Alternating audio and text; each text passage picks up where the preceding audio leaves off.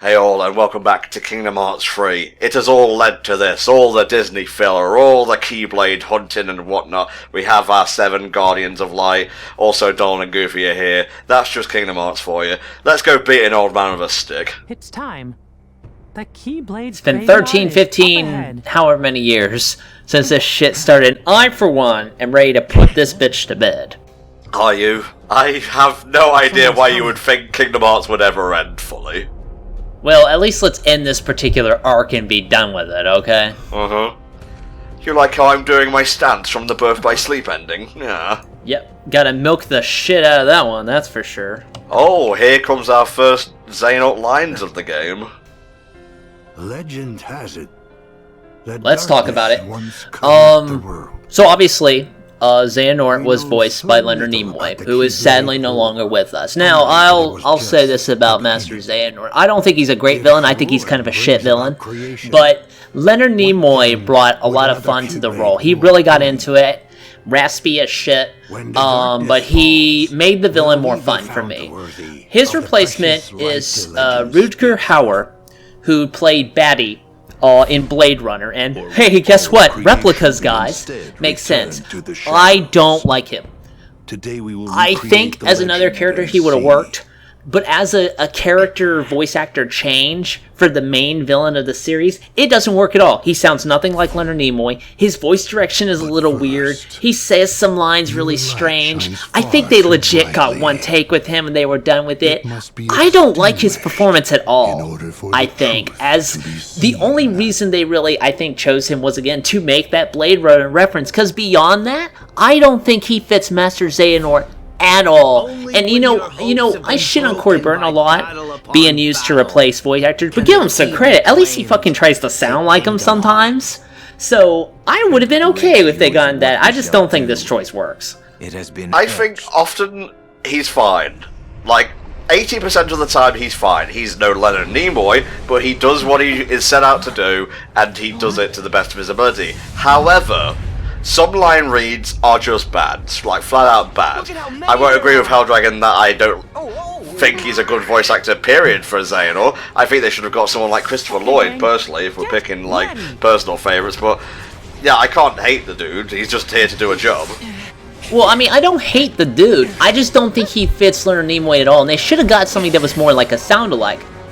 But that being said, here is another cool thing that I admittedly did kind of like, because the 1000 Heartless fight was so popular in Kingdom Hearts 2. Here is the 10,000 Heartless fight. Now, to be fair, a lot of them are kind of in the background. They are moving at 15 frames a second, because the PS4, God bless it, it tries. But this is still pretty fun. There is more enemy variety. They actually attack you with Nobody's Heartless and Unversed, to a degree. You have more crazy attacks, lots of shit is blowing up. I mean, at this point, if you're looking for a big spectacle fight, this fits the bill. I actually really enjoyed this bit. Yeah, I will say if there's one thing the 1000 Heartless fight did better, it was better at masking what was about to attack you and what was part of the background. Here you can clearly tell where the divide is, and that's a little bit of a shame, but again, it's just limitations and whatnot. Maybe like KH3 Final Mixed Edition plus Championship-like version on the PS5 will be able to do it better. God, that big baby came out of nowhere. Now, you are using a Grand Chef here. You know, you saw it was the shield. And I think as a fire shield, it works way better than a thunder shield. It just looks better. It looks like something Axel should have been using, actually. I just think it looks more rad, personally. I mean, outside of the chef shit. But when it becomes a fire shield, that's cool. Now, Big Lad was in the way when I actually did the final move there, so don't worry, I'll try to get another better camera angle of it. But yeah, this is fun. I don't know, like, the appeal of it was somewhat lessened seeing it in the trailer, but, you know, that's just trailers for you. I can't complain about stuff I willingly went out of my way to watch. And it does give you a lot of opportunity to use attractions and signature attacks and things like that. So again, I mean, this isn't hard. Like, I'm not sitting here, probably in Critical, it's a nightmare, I'm sure. Yeah. But, I mean, the real big thing is that it's just a big, cool fight to do. They do a lot of fun shit. It looks great. So I enjoyed that, at least. I like these little, like, flying Roman Centurion Heartless. Like, I kind of wish there were more variety of Heartless in the game in general. It feels like there weren't as many in, say, Kingdom Hearts 2. Yeah, no, I agree. I think because of that, what they had to do is, you know, they also had to introduce some nobodies, and then, like, a very few on Verse, as we've seen beforehand. It is mostly Heartless you are fighting, but I do agree that I don't think there was as many different types as there were in the past.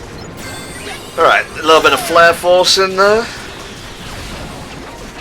I suppose that's better than that Trinity Guard thing you did earlier, which I don't think anybody ever really gets any mileage out of. Not particularly. Alright, let's use the pirate ship. See if we can get some juggling in.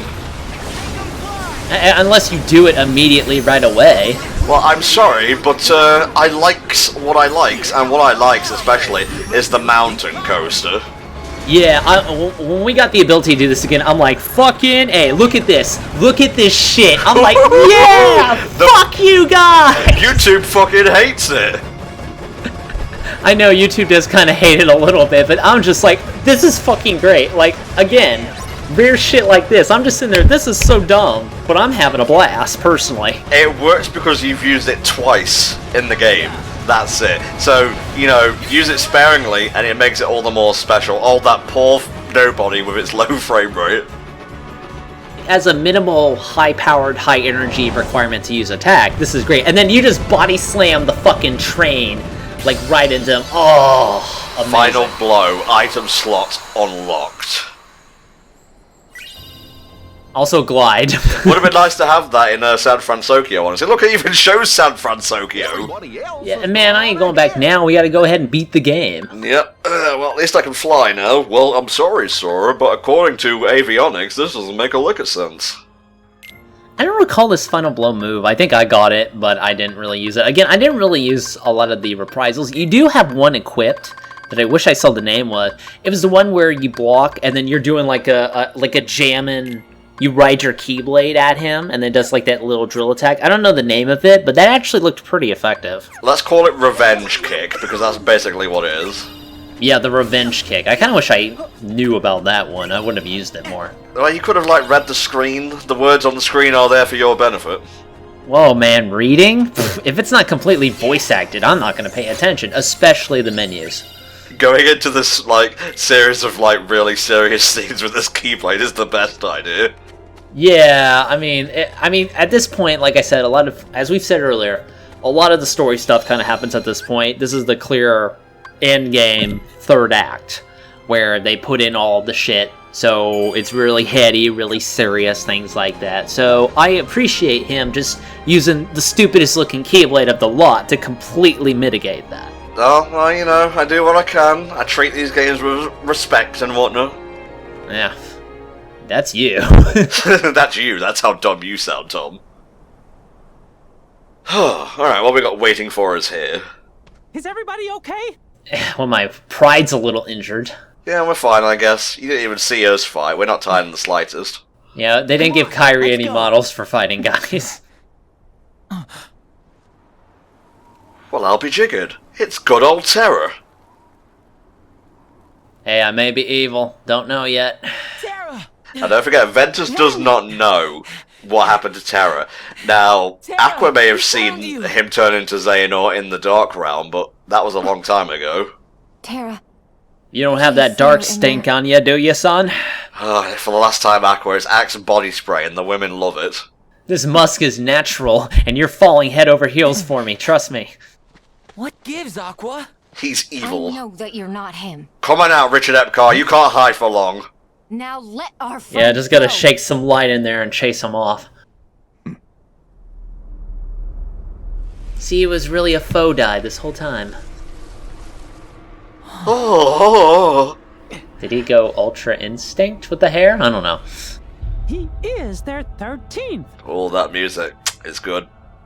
Today is the day you all lose. Kid, I lost ever since I booted this game up. Fuck off. Before you even face the 13. I'm gonna kill you, just Every negating last our one plan of at you all, will but be apparently that torn doesn't mean apart from anything here. body. But fear not. It will be a quick The death. Keyblade will still be forged. Excuse me, don't you mean Keyblade? Shut up, Michael Mouse. To you. Alright, anime time. Yeah, now at this point he's like, oh, so fast. And everyone's just kind of standing there like, whoa! But again, he's moving at the fucking speed of light. How do you expect them to react to this? Don't you mean the speed of dark, Tom? Which is technically faster, I suppose. I don't know. I've never had the speed of dark. I'll let you know as soon as I get that. Give it a second. It's setting in. Don't let it set in! Here, they really, again, kind of really expound on the whole gameplay cutscene dissonance, where how all these guys are powerless against, let's be honest, one dude. If they all attacked at the same time with some coordination, I think they would have taken this guy, so. He's not really even the strongest Xehanort, I'm gonna be honest. I wouldn't know, like, who is, but, goddamn. Goddamn! Man, if you had Sam's blade, I'm sure that would have worked out a lot better. I'm coming, Kyrie! I have strike raid, but never mind! Get fucked. Good block from Goofy, though, I gotta say. Yeah, the bros are the broest they've ever broed in a bro game before. Here we go! Oh no, it's happening! It's happening! Woe be it to anyone who pisses off Donald fucking Duck. That is stronger than Bahamut's most powerful flare.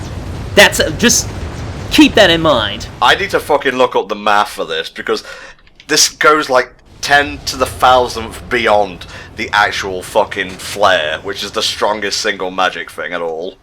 He hit him with a fucking Gallic gun, that's what he did. Now in the trailer they framed that like he was blocking a blast or something. I don't think any of us realised it was actually Donald being fucking based. I know, man. Now, apparently they're implying that Donald has done this once before, and woe be it to the world that had to incur that wrath. Let's see. Let's have a look. A byte is 8 bits. Thank you, Rise Bledsoe on Reddit, by the way. A byte is 8 bits. Think of it as 10 little 0 or scale of 1. A megabyte is 1 million bytes, or 10.6. A terabyte is a million bytes, or 10.12. Most PS4s and Xbox Ones have 1 terabyte hard drive storage space. The naming convention goes mega, giga, tera, peta, exa, and then we land at 1007 zeta. Back up to PS4 hard drives, a zettabyte is the hard drive space of 1 billion PS4s. In Dream Drop Distance and Birth by Sleep we get Mega Flare, which is a screen-clearing ultimate move that usually takes 2 command slots. If the naming convention applies, a Terra Flare would be a million Mega Flares. Then a Zeta Flare would be a billion million Mega Flares. Oh my god. Just key ripes. Yep. Now we work together as a team. Yeah, now's probably the best time to do it. This is kind of an odd scene because it gets a little realistic in terms of, like, these kids have never fought a war before, so they're just getting their shit kicked in. They're probably getting PTSD as we speak, so. I mean, Aqua straight up has PTSD. A lot of, like, what people criticize her for in this endgame is just examples of that flaring up. It's always nice to see the Demon Tide again. He lied. Thank you. Now you're kind of taking my conventions into this town. Were you the darkness all along? Are you the Vanitas to my Ventus? Well, I don't know. Everybody has their shadow. It could be Kingdom Hearts, it could be Persona, but I'd prefer JoJo, I'll be honest with you, because stands are cooler. Wouldn't we all, mate? That fucking Keyblade, I swear to God. So yeah, Terranort was incinerated, by the way. Yeah, no, when you get hit with the motherfucking Zeta, you should die. Aqua's gone. Aqua! That went well. People are fucking dying in this scene. They're not just getting swept into the darkness or anything. They're being literally ripped apart by Heartless. Did we have a plan for fighting a tornado, guys? No, of course we fucking didn't. My love. Nope, she's dead. Who knew that the Wizard of Oz was actually our most powerful foe? So I want to hear what people's explanation would be for how they would fight this, because their standing around is kind of warranted when they're up against such a magnitude of Heartless. They're gone. I guess, but... Kyrie. And again, I don't know really how to explain it with this kind of scene. Tonally, it kind of is a little too grim, you know, for Kingdom Hearts. I mean, they were going to explain it away, trust me. But it's kind of sloppy at this point, I think. A little bit, I'll grant you that, but still, the scene works for me because Kingdom Hearts is about hope, and you can't have hope without being at your lowest. I suppose, but it kind of comes in a weird, arbitrary way. It's okay, Sora. I'm the Keyblade Master here. I'll deal with the wind. We've lost. It's over. Well, it's really weirdly out of character for you, Sora, but okay. Well, he's not happy-go-lucky all the time. He does have moments where he's sad. Do you remember Slight Disappointment from Kingdom Hearts 2? Classic Sora. Classic Sora, yes. Sora, you don't believe that. I know you don't. See? Riku knows his best friend. Now I'm gonna punch a tornado in the mouth. It's like that Pecos Bill guy. Mm-hmm. Was it Pecos Bill or Buffalo Bill? I think it was Pecos. If he ain't in a Disney film, I don't give a shit. He was in a Disney film, jackass. Well then, I guess I know what world we're going for Kingdom Hearts 4. Let's not do that. Look how fucking based he is. He's pretty based in this scene, actually.